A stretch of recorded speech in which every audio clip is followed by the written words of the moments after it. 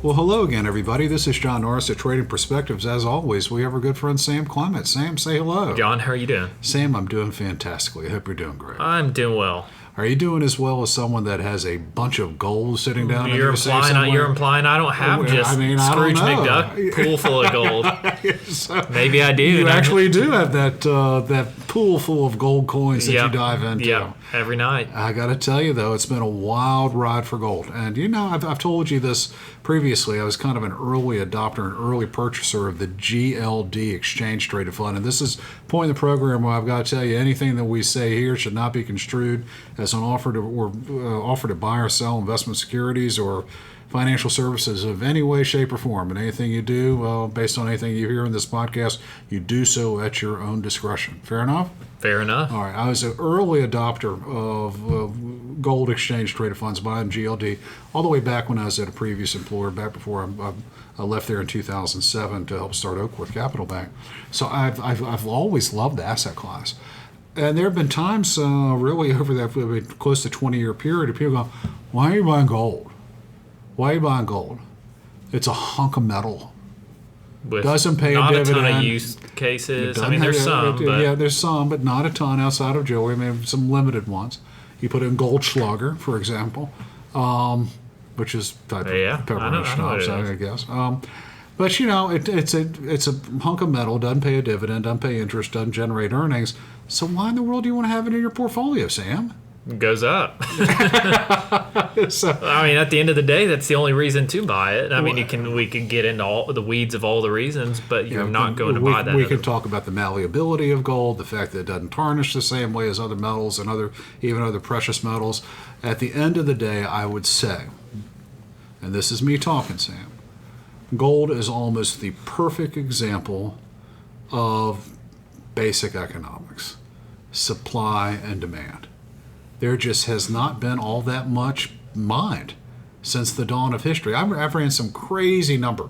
Forget what the exact tonnage amount of gold that's been generated throughout the years, but if you were to take a standard size brick of gold and just kind of stack them the way you would in a depository somewhere, it would fill up about an 8-story building downtown Birmingham, like the Crest Building. Yeah, I think it was like an Olympic pool. Yeah, I mean, it just was not that much. And it sounds like a ton of gold when you're looking at it, but when you think about 5,000 years of mining this stuff, they're talking about gold in Genesis and Exodus. I mean, seriously. Fill a couple Olympic pools is the entire supply. And so you don't have a ton of supply of it. And this is really coming to the fore here this year as we have watched the spot price of gold just continue to climb. Gold has been one of the better performing asset classes, certainly better than anyone's bonds, certainly better than anyone's cash, double-digit type returns depending on the trailing time frame that you're looking at. Yeah, but over 40% in the last year. Yeah, and so you're looking at that going, and now it's up over $2,900 an ounce, man. Pretty nice. So that's real nice.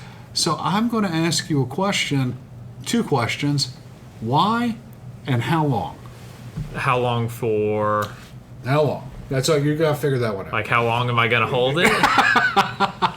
Now, how long can we continue to see this type of outperformance by gold and other precious metals by association? Well, we'll start with the why, and you hit on it a little bit, but the best way I think of to look at gold is as a non-interest bearing deposit, in the sense that if you can generate a bunch of interest elsewhere, gold can become less valuable, or you desire less of it. If I can go make 4 or 5%, so that's the lens that I typically look at gold through, and not just interest rates, but where real rates are. And that's where the correlation to me with inflation comes into play. Is if if the dollar is being inflated away, you're not really earning as much real yield on money elsewhere, so gold becomes more valuable in comparison. And so that's the why, to me. A lot of it is whether it's actual inflation or fear of inflation. This is an asset that you mentioned has had demand for thousands of years, literally. Doesn't tarnish. I mean, we could go through the reasons why or why it shouldn't, but it has gone up in value for thousands of years and has been a pretty good way to protect your purchasing power. Yeah. And so, you can compare it to the price of a home cost this much gold 50 years ago, and it actually ends up not being too dissimilar to where it is now in terms of the average purchasing price for a house to how much gold it would take. That screams that it's protecting your purchasing power. Yes. So it does its job over longer horizons, and you can get in these periods where, hey, we had an inflationary environment and gold didn't do a lot a couple years ago. Well, look at it now. So again, zooming out past these short-term fluctuations, and you start to see that it does a pretty decent job of what it is largely meant to do as an asset class. I would agree with you on that, and I would tell you that throughout, my career, really, people have talked about gold being a hedge against inflation, being a hedge against dollar weakness, all that type of stuff. And gold's supposed to behave like this when this happens, all that. And I got to tell you, that may be true, but I tell you the reason why people want to hold gold for a longer term, some portion of your portfolio, it doesn't have to be a ton, is because weak dollar, strong dollar, whatever dollar, your dollar is going to depreciate in value no matter what happens. No matter how many euro it takes to buy, no matter how many dollars it takes to buy a euro, no matter how many dollars it takes to buy a pound or what have you, the dollar is still going to depreciate in value because we are effectively printing more of them every single year. So we are intentionally devaluing our currency. The Europeans are intentionally devaluing their currency by generating more of it every year. The same can be said for really every country that has fiat currency, which is every country. And so when you have that happening, understanding that the sheer supply of gold is just going to increase at a slower rate than the supply of paper money, it becomes just a store of value, that protector of purchasing power, like you just alluded to. I like to tell the story, like is a strong word, but I tell this story about in 1900, an ounce of gold, nice size coin, cost $35, if I'm not mistaken. Now here we are 125 years later, that same 1 ounce of gold now costs, as of today, like $2,925. That ounce of gold hadn't changed. It's still an ounce of gold. It's still coin, right? Mm-hmm. However, it now takes significantly more currency units in order to purchase one. Yeah. Which just shows you that, hey, you want to protect your purchasing power over time, you need to have a little bit of the shiny stuff. Forget everything that you hear, in my estimation sometimes. Forget what you hear. It just works. Mm-hmm. It just works. Yeah, and this is not it's a Bitcoin. hunk of metal. It doesn't do anything. It doesn't generate a dividend. It doesn't pay interest, like I said. It doesn't have earnings. All that stuff. It doesn't do anything. Strong dollar, weak dollar, inflation, all that stuff doesn't matter.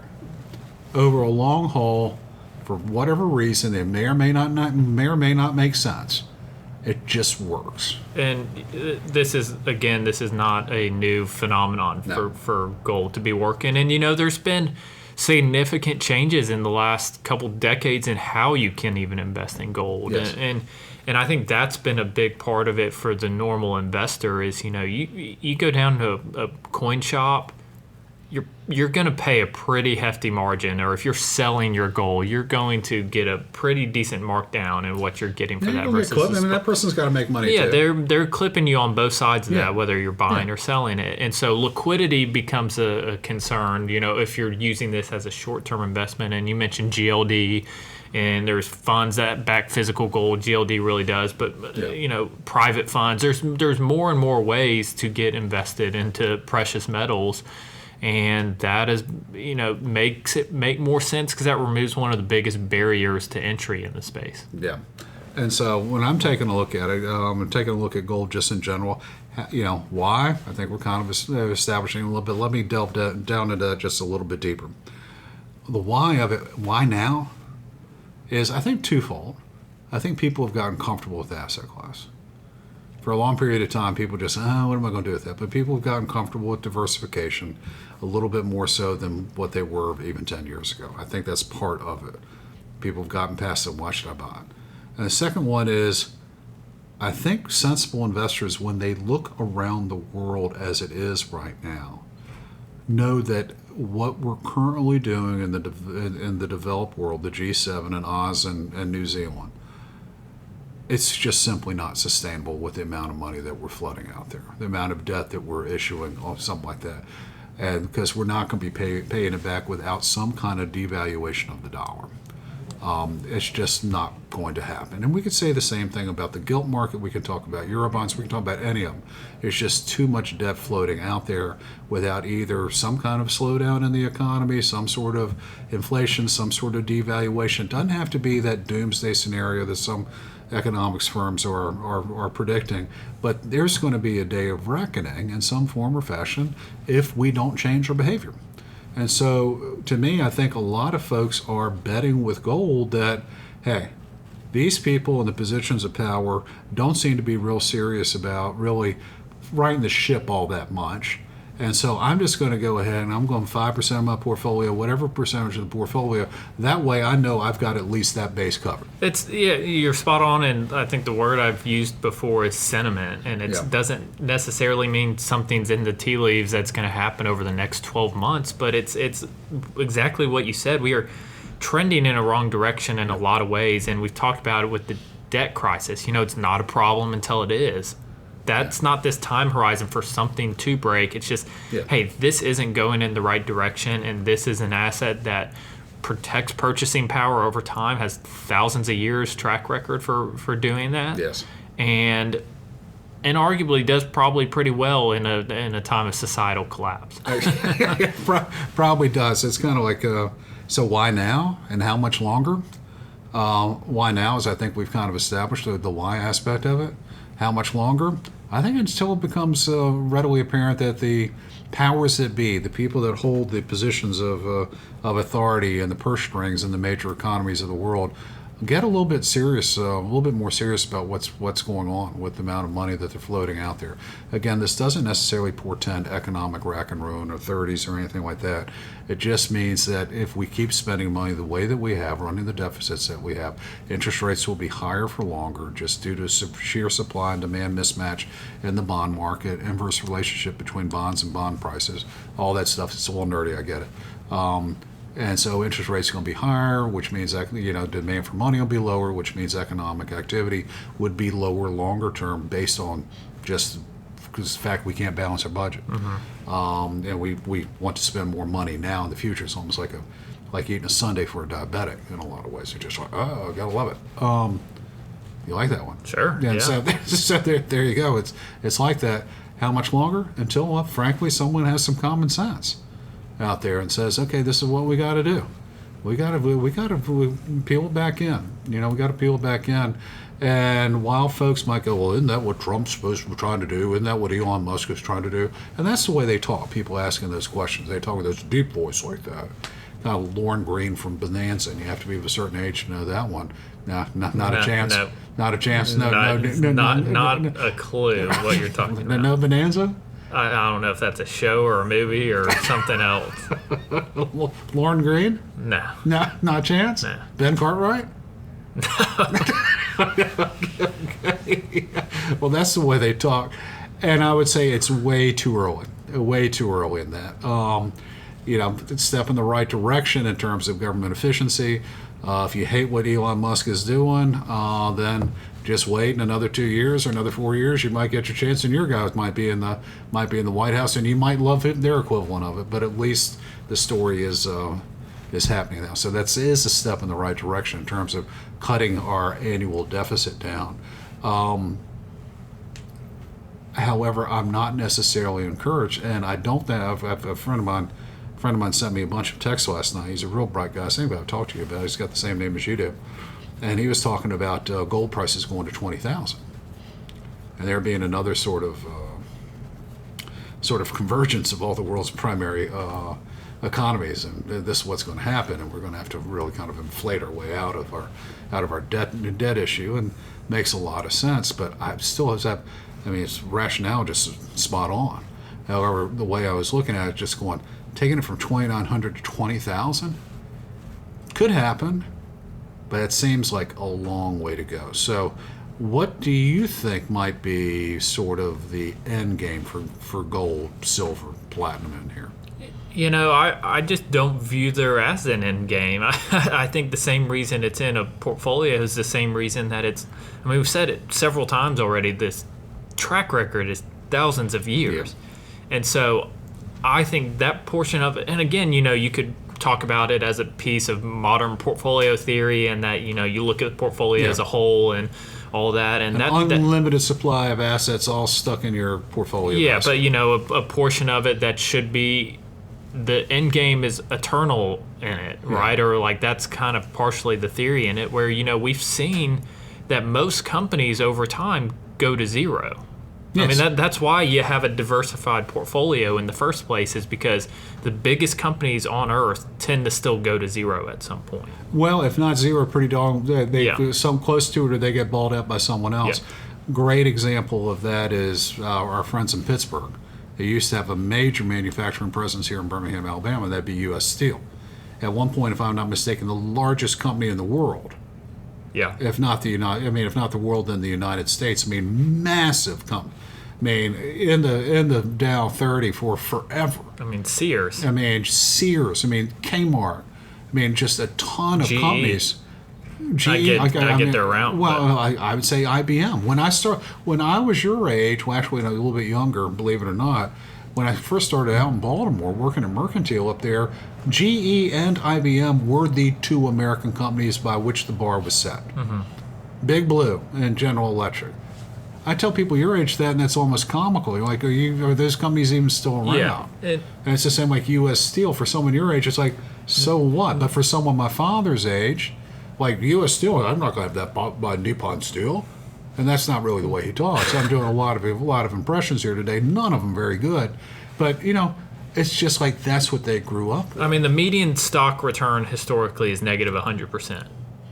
If you take all the stocks that have existed and from worst performing to best, the middle one lost everything. And so that goes back to my point with gold being that this is something that's supposed to... Where'd you read that? Is that true? Yeah. So, but that's where the again goes back to some of the value of gold, is that this is something, it kind of, it does matter, but it kind of doesn't matter what happens with the economy, what happens with interest rates. Like if we zoom out over a long time horizon, and I think that at the end of the day is the biggest value that this asset class has. Stocks, you could point back to East India Trading Company, but gold goes back a hell of a lot further. And yes. The track record of it goes back a hell of a lot further. I mean, it goes back to before Exodus. Yeah. It goes back to Genesis, if I'm not mistaken. Yeah.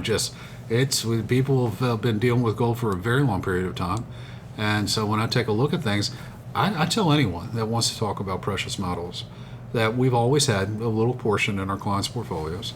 Always have. I mean, from day one, we've had gold. And at some point years ago, we had silver, as well as just a broad commodities basket, ticker symbol, I think GSG or whatnot.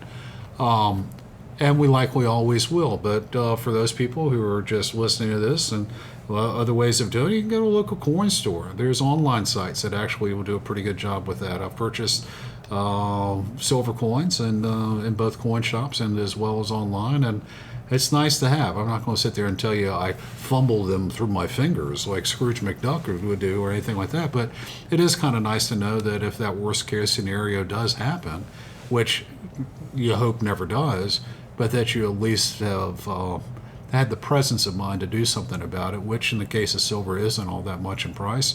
Or if you want in gold, something that has worked for literally 5,000 years, might not work as well as, say, NVIDIA has over the last 36 months, but over time, the track record's spot on pretty much 100%. And so you just do something ahead of time, put it in there, forget about that portion of your portfolio, and know that the worst case scenario is it's going to maintain your purchasing power. Yep, spot on. So, what do you think? I don't disagree. You don't disagree with that at all, do you? All right. Well, guys, thank you all so much for listening. We always love to hear from you all. So if you have any comments or questions, please, by all means, let us know.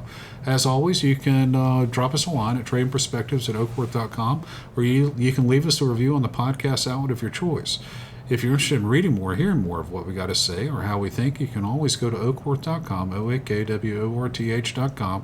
Take a look underneath the Thought Leadership tab and find access to all kinds of exciting information, including links to previous Trading Perspectives episodes, links to our Friday newsletter / blog, Common Sense, as well as links to our quarterly analysis and magazine, Macro and Market, and all its individual components, both sent out separately as well as part of the bigger magazine, as well as stuff from our financial advisory services department, headed up by our friend Mac Frazier. Good stuff out there. So, Sam, anything else you got to say about all the shiny stuff? That's all I've got. That's all I've got today, too. Y'all take care.